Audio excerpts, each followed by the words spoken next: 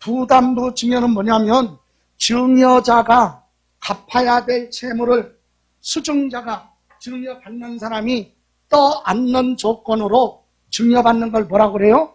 부담부 증여. 그래서 읽어보면 여러분 316쪽 1번 부담부 증여란 증여자의 무엇을 채무를 수증자가 인수하는 것으로서 증여가액 중에 채무에게 상당하는 부분은 그 자산을 유상으로 사실상 뭐한 걸로 본다. 이전한 걸로 본다 그랬죠. 자, 그러면 부담부 증여에 대해서 볼게요. 자, 주는 사람을 뭐라고 그래요? 증여자. 이 사람 재산을 공짜로 받는 사람은 뭐예요? 수증자라고 하죠. 주는 사람 무상으로 주면 증여자, 받는 사람은 뭐라고요? 수증자. 그죠? 그러면 무엇을, 얘는 소유하고 있던 무엇을, 부동산을 이 앞으로 소유권 뭐 합니까? 이전해주고 대가를 받아 안 받아? 대가를 받으면 얘는 파는 거야. 양도. 대가 안 받고 그냥 줬죠? 그건 뭐다? 증여. 아무 조건 없이 이렇게 주면 증여예요. 그런데 이 부동산은 옛날에 얼마 주고 산 거예요? 이 상가 부동산 8억 주고 산 거야. 옛날에. 그리고 중간에 은행에서 뭐 받았어요? 대출 받은 거 채무가 얼마 있어? 4억. 그리고 이거를 얘한테 뭐 할 때? 증여할 때 감정평가를 했더니 얼마? 10억. 그럼 이 부동산은 10억짜리야 지금. 정리됩니까? 옛날에 얼마 주고 산 게? 8억 주고 샀는데 증여할 때 감정 가격이 얼마? 그럼 지금 가격이 10억이다 이렇게 보는 거지. 그런데 이 부동산에 은행 채무가 얼마 있어요? 이 부동산을 얘한테 주는 거죠? 주면서 조건을 붙여서 뭐라고? 네가 여기 채무 얼마? 4억을 대신 뭐하라? 갚아라. 인수하는 거. 이걸 뭐라고 한다? 부담부 증여. 이론으로 얘기하면 증여자가 갚아야 될 무엇을?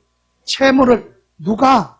수증자가 인수하는 조건부 증여를 뭐라고 한다? 부담부 증여. 이해가세요? 여러분 부모가 자식한테 뭐를 하면 증여하면 세금 많이 내죠. 증여세.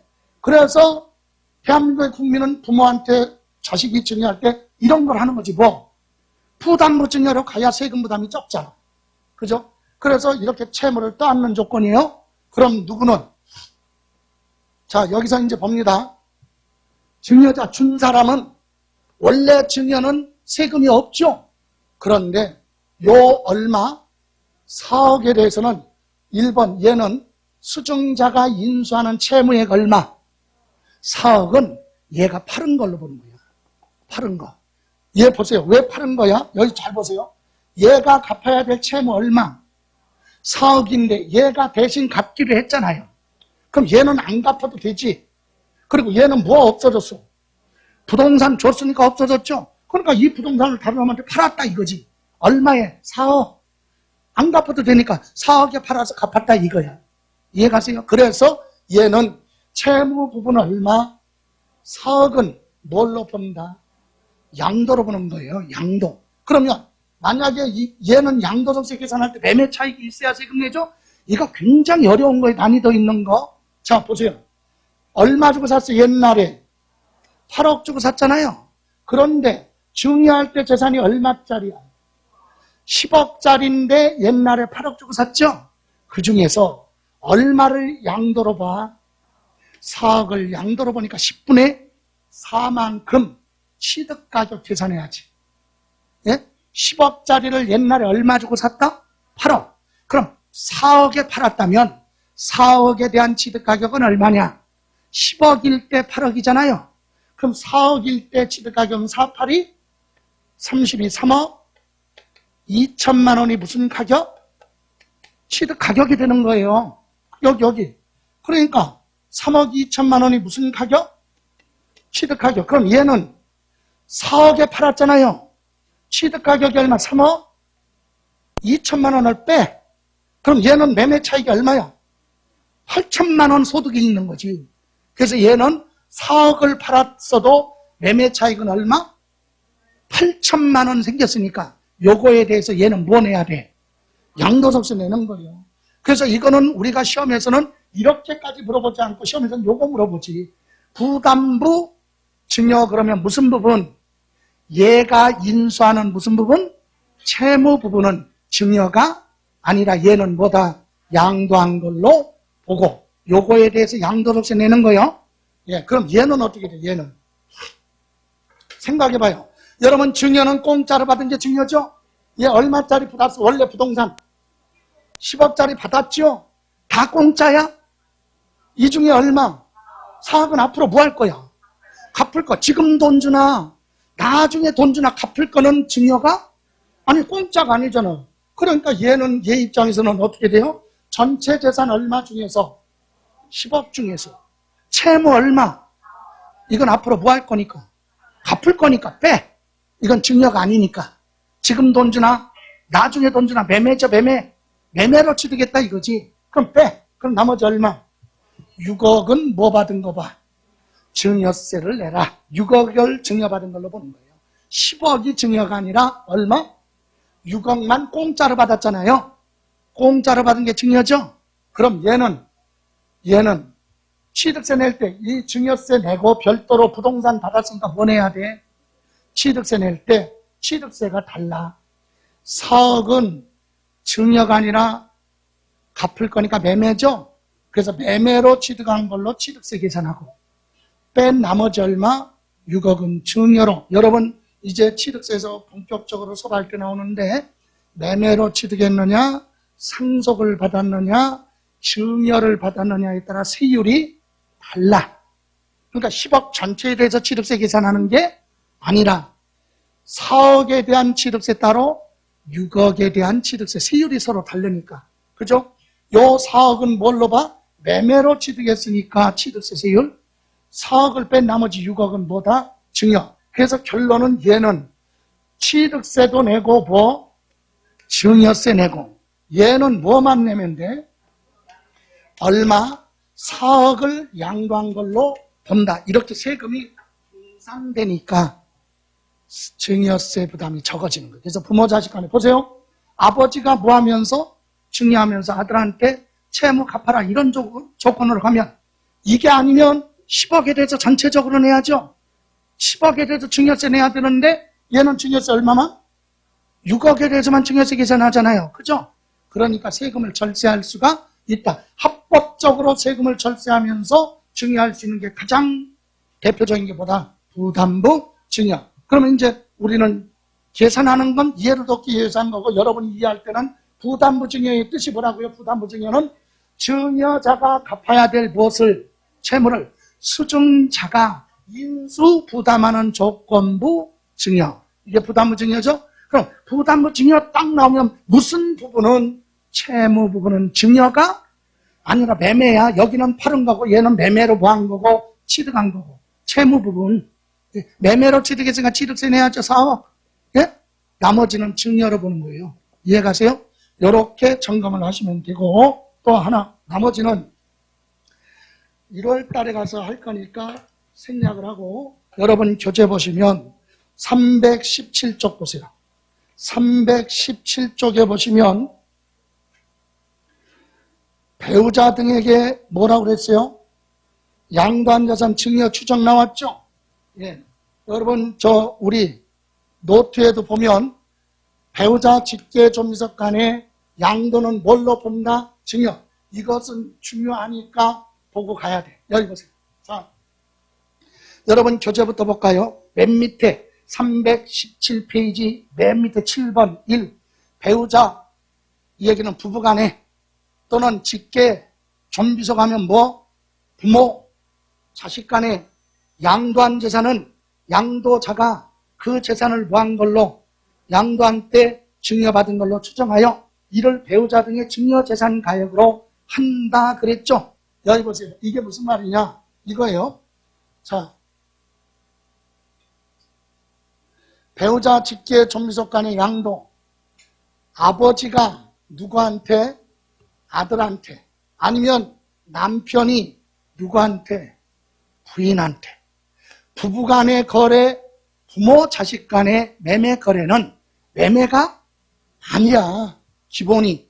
우리나라 법은 기본이 뭘로 간다? 증여. 그래서 보세요. 아버지 부동산을 둘이 뭐 했어요? 자식하고 부모 자식 간의 매매 계약을 뭐하고? 체결하고 계약서 작성했어요.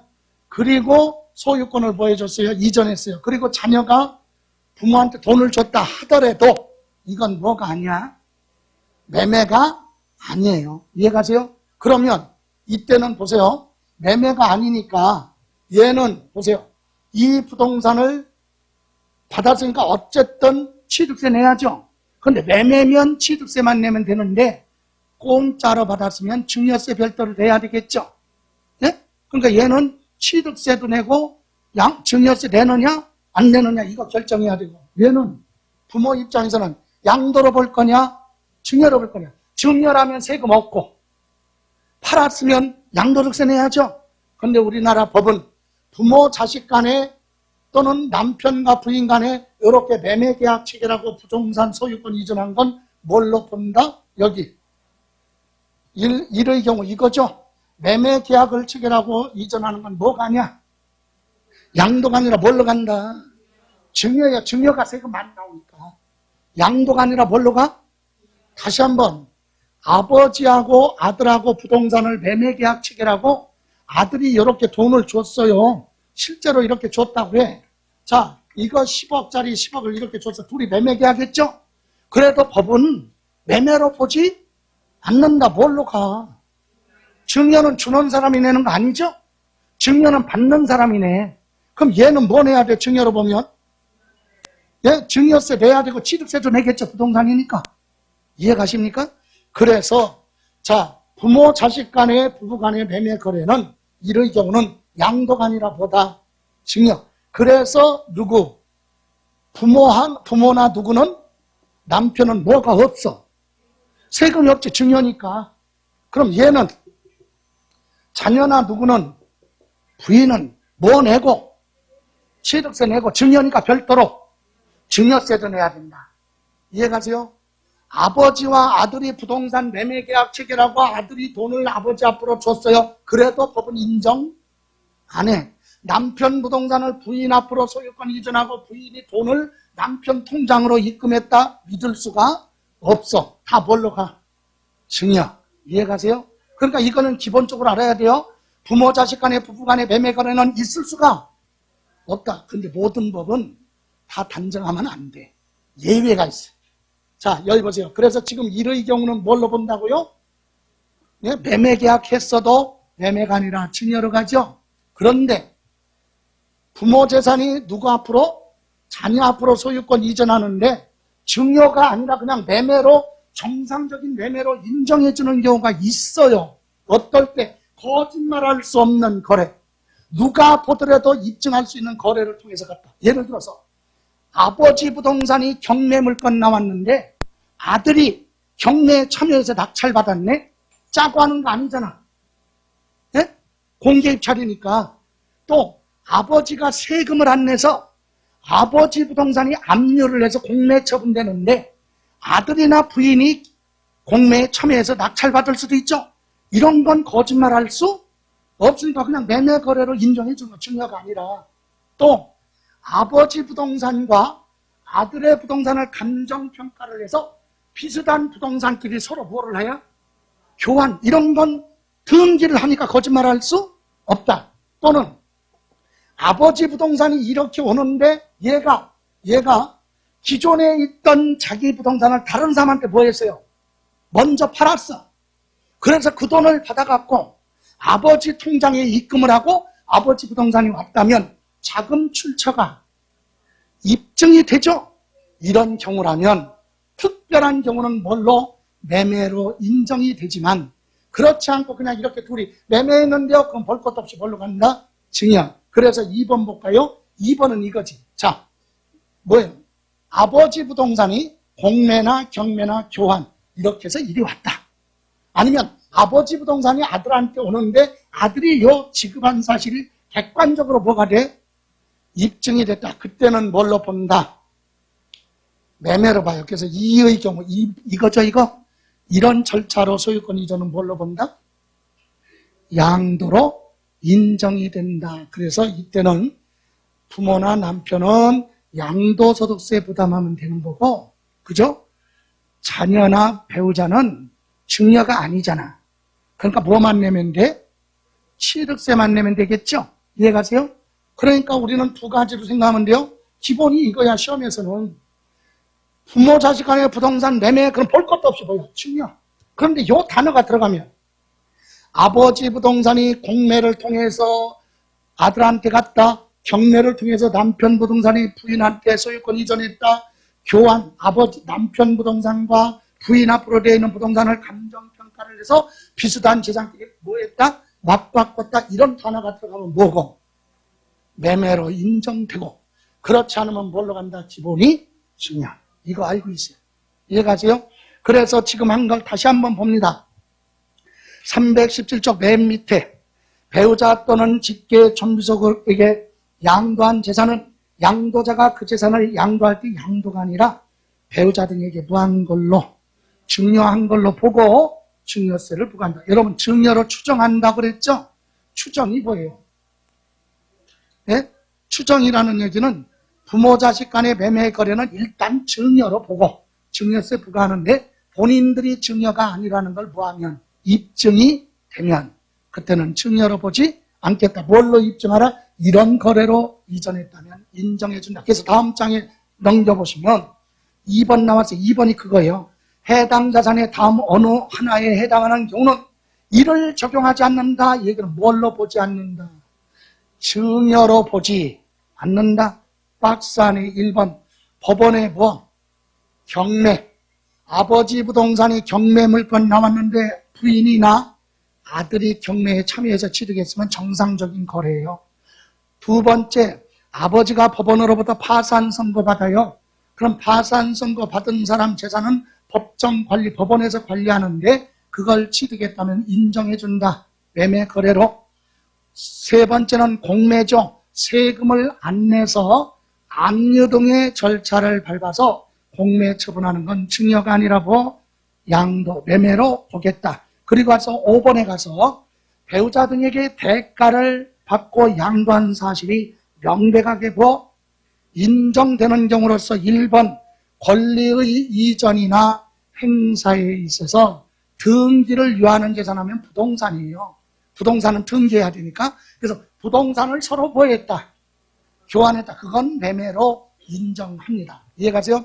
그 외에 대가를 지급했다는 사실이 자금 출처 등으로 입증되는 경우. 그죠? 그래서 여기 보세요. 이런 단서 없이 부모 자식 간의 부동산 매매, 부부 간의 매매는 뭘로 간다? 기본이 증여로 추정한다. 이렇게 이해하시면 됩니다. 됐어요?